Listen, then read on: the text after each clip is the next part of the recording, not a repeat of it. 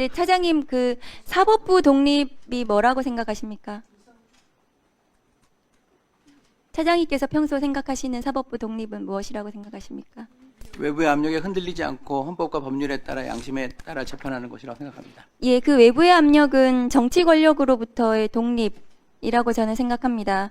국민으로부터 독립된 것은 아니겠죠. 당연합니다. 그런데 대선을 한 달 앞두고 대법원이 정치에 개입하였다고 의심을 받는 판결이 내려졌습니다. 이 판결은 선거에 영향을 미칠 것이라고 보는데 어떻습니까, 차장님? 예, 판결에 대한 평가는 다양할 수 있을 것으로 봅니다. 네, 영향을 미칠 수도 있겠죠. 예, 뭐 거기까지는 제가 답변드리기는 어렵습니다. 차장님 생각은 어떻습니까? 이 판결은 지금 대통령 후보로 나온 후보에 대한 판결이기 때문에 선거에 영향을 미칠 수 있겠죠. 뭐 유권자가 판단하는데 참고할 수 있는 상황은 될 것 같습니다. 예, 영향을 미칠 수 있습니다. 그런데 이 판결은 사실상 대선 전에 확정이 어려운 것으로 보여집니다. 형사소송법상 그 상고 기간이라든가 이런 것들을 다 다 확인해 봤을 때 그렇지 않습니까? 물리적으로 좀 어려운 측면이 있겠습니다만 제가 여기서 다 놓고 말씀드리기는 어렵습니다. 예, 물리적으로 어렵습니다. 왜냐하면 재상고에 걸리는 아주 즉일 선고를 한다 하더라도 27일이 필요하고 항소심에서 지금 필요한 재판이 있기 때문에 물리적으로는 불가능해 보이는데요, 차장님. 그러니까 최종 확정까지 말씀을 네, 하신다면 확정까지요. 뭐 지금 파기환송심에서 어떤 속도로 재판을 할지는 현재로서는 알 수는 없는 상태고요. 또 뭐 가정적으로 거기에 대해서 다시 재상고를 한다면 기간이 촉박한 거는 맞는 것 네, 같습니다. 촉박이 아니라 불가능해 보이거든요. 판사 정원이 몇 분이신가요? 3,200명이 예. 현원입니다. 어제 판결로 판사 3,200여 분의 명예가 무너졌다고 저는 생각을 합니다. 이 판사들이 정치적인이라는 비판에서 자유로울 수 없을 거라고 생각하고 어제의 판결로 사법의 불신이 극대화되었다고 저는 생각을 하거든요.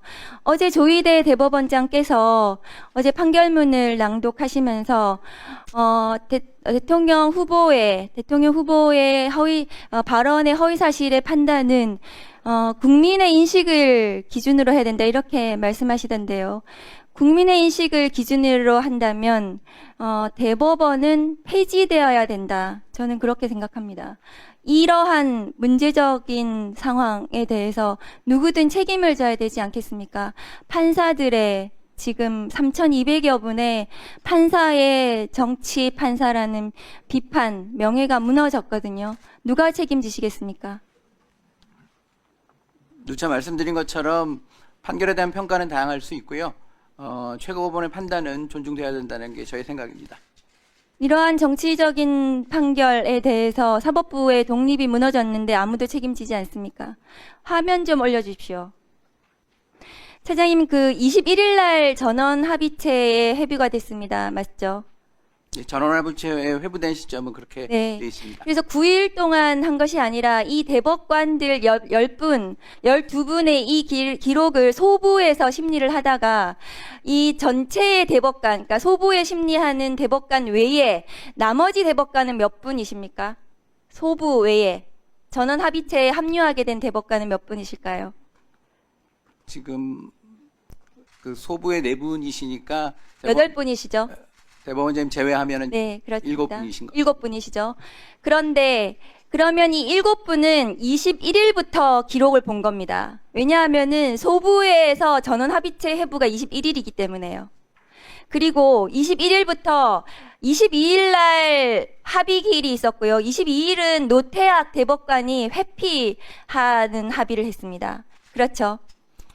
제가 대법관님들의 합의 과정은 알 수는 없습니다만 언론 지금 보도에는 그렇습니다. 판결문의 그 보충 의견에서 설치를 한 대법관님들의 의견 내용을 보게 되면 항소이유서와 답변서 의견서가 접수되는 대로 지체 없이 제출 문서를 읽었다라고 되어 있는 것으로 봐서는 그와 같이 문서가 접수되는 대로 검토하지 않으셨나 이렇게 생각하고 있습니다. 글쎄요, 소부에서 심리하다가 전합으로 올라간 시간이 21일이고 22일은 합의, 노태학 대법관의 회피를 위한 합의를 했기 때문에 실제로 이 대법관들이 이 기록을 이 사건을 검토한 시간은 21일 이후부터 24일까지. 그러니까 24일 날 두 번째 합의에서 합의가 됐다는 거거든요. 그래서 이 판결이 나온 거 아니겠습니까? 그때 다수 의견이 합의가 형성이 됐기 때문에 이 선고가 났고, 그렇다면은 이 판결, 이 기록을, 이 6만 페이지, 7만 페이지를 본 시간은 제가 보기에는 21일부터 24일 이 사이에 기록을 보고 자신의 의견을 결정한 것으로 저는 보여집니다. 그것은 불가능합니다. 그래서 이 사건이 날림 재판이라고 말씀을 드린 겁니다. 화면 올려주세요. 법원행정처 자료에 따르면 21대 총선 직후 선거법 위반으로 기소돼서 국회의원들의 상고심 선고까지 걸린 시간이 평균 119일입니다. 그러나 이재명 대표에 대한 상고심은 불과 36일에 해당합니다. 이러한 633의 원칙은 사실은 당선자를 기준으로 하는 것입니다. 왜냐하면은 공직에 당선되어서 장기간 재판을 받으면 그 지위가 혼란스럽기 때문에 빨리 재판을 해서 그 지위를 확정시켜 주려는 것이지, 낙선자에 대해서 633의 원칙을 지켜야 된다, 이렇게 하는 것은 맞지가 않습니다. 그럼에도 불구하고 이 사건이 633 원칙도 제대로 지키지 않고 이재명 대표에 대해서만 다른 후보자들, 총선에서 다른 사람들하고는 달리 졸속으로 36일 만에 재판이 완성이 됐습니다. 그리고 이 대통령 선거에서 당선된 대통령, 윤석열 대통령에 대해서는 형사소출을 할 수가 없는데도 그 상대방인 후보에 대해서만, 낙선자에 대해서만 633을 계속해서 고집했던 것은 윤석열 친구의 친구인 조희대 대법원장이 판사 3,200명을 이끌고 자, 그러면 지금부터 잠시만 주목해 주시기 바랍니다. 제가 구독자분들을 위해서 선물 하나를 준비했는데요. 제가 항상 여러분들께 드리는 말씀이 있습니다. 뉴스만 평소에 잘 챙겨보셔도 돈이 되고 돈을 벌 수 있다라고 말씀을 드렸는데요. 여러분들은 여기 보시는 삼성전자 뉴스를 보고 어떤 생각이 드세요? 아니면 정치인들의 뉴스, 날씨 뉴스를 보고는 어떤 생각이 드시나요? 그냥 뉴스만 보고 끝내는지, 아니면 이 뉴스를 어떻게 이용할 수 있는지, 이 부분을 고민하고 계시는지를 되물어보고 싶습니다. 그 이유가 뭐냐 하면 제가 지난번에 여러분들께 뭐라고 말씀을 드렸었죠? 지금은 반도체 섹터를 눈여겨보셔야 한다고 말씀드렸습니다. 그리고 나서 이런 썸네일들 뉴스를 통해서 많이 보셨을 겁니다. 반도체 내용이 이슈가 됐을 때 부자들은 어떻게 생각한다? 반도체 관련주들은 뭐가 있는지, 어떤 종목이 가장 좋은지, 어디에 투자해야 돈이 몰리는지 자연스럽게 생각한다고 제가 말씀을 드렸죠. 그 이유가 뭐냐 하면 부자들이 봤을 때는 이슈가 곧 돈으로 이어지고 그 이슈가 나에게 돈을 벌어준다는 경험적 확신이 있기 때문에 부자들은 항상 이런 사회적 이슈를 관심 있게 챙겨본다고 제가 말씀을 드렸습니다. 이번에도 마찬가지인데요. 제가 지난번에 시청자분들과 함께하는 주식으로 수익 내기 이벤트를 진행했었죠. 당연히 100% 무료로 진행을 했었고요.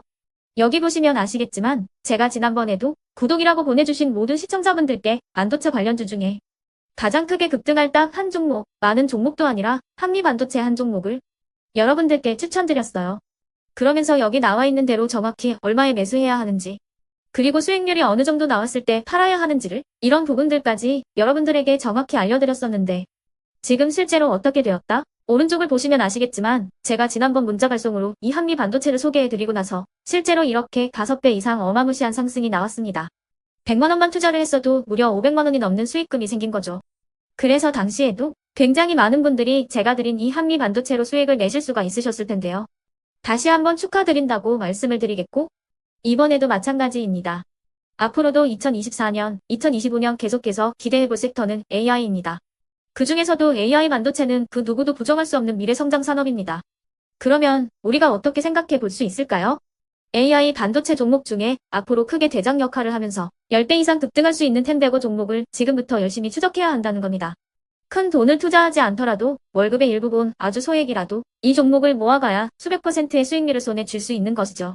지금 여러분이 보고 계시는 이 유튜브 또한 AI 반도체와 아주 밀접한 연관이 있고, 반도체야말로 대한민국의 핵심 산업으로 앞으로 더더욱 시장은 성장할 수밖에 없습니다. 그렇기 때문에 제가 이번에도 뭘 보내드리고 있냐면, 지난번과 똑같이 구독이라는 문자를 보내주시면 제가 AI 반도체 관련주 중에 앞으로 대장주 역할을 하면서 주가가 가장 크게 급등할 한 종목을 여러분들께 문자 발송으로 종목명과 사고 파는 시점을 모두 알려드릴 건데요. 그 문자를 받고 여러분들이 주식으로 돈 버는 연습을 한번 해보셨으면 좋겠고요. 혹시라도 나는 주식을 하지 않는다 하시는 분들은 주변에 주식하시는 지인분들에게 말씀을 해주셔도 되고요. 아니면 연세가 있으셔서 투자가 어렵다 하시는 분들은 이 종목을 자녀분들에게 한번 사봐라. 이걸로 한번 수익을 내봐라. 이렇게 조언을 해주실 수도 있는 거겠죠. 그래서 지금 이 영상을 보시는 시청자분들 중에 나도 이번 종목이 좀 궁금하다 하시는 분들은요. 누구나 상관없이 그리고 어느 시간대나 상관없이 부담없이 010-2514-5930번으로 구독이라는 문자 보내주시면 제가 이번에도 똑같이 무료 추천 급등주 문자를 보내드리겠습니다. 이해되시겠죠? 제 번호 010-2514-5930번으로 구독이라는 문자 보내주시면 여러분들이 직접 이슈를 통해서 돈 버는 연습을 해보실 수가 있는 거고 제가 돈을 받는 것도 아니고 투자를 대신해 드리는 것도 아니기 때문에 부담 없이 신청해 주시면 되는 겁니다. 그리고 수익이 나면 저는 다른 것은 하나도 바라지 않습니다. 제 채널에 구독, 좋아요 한 번씩만 눌러주시라 이렇게 다시 한번 말씀을 드리겠습니다.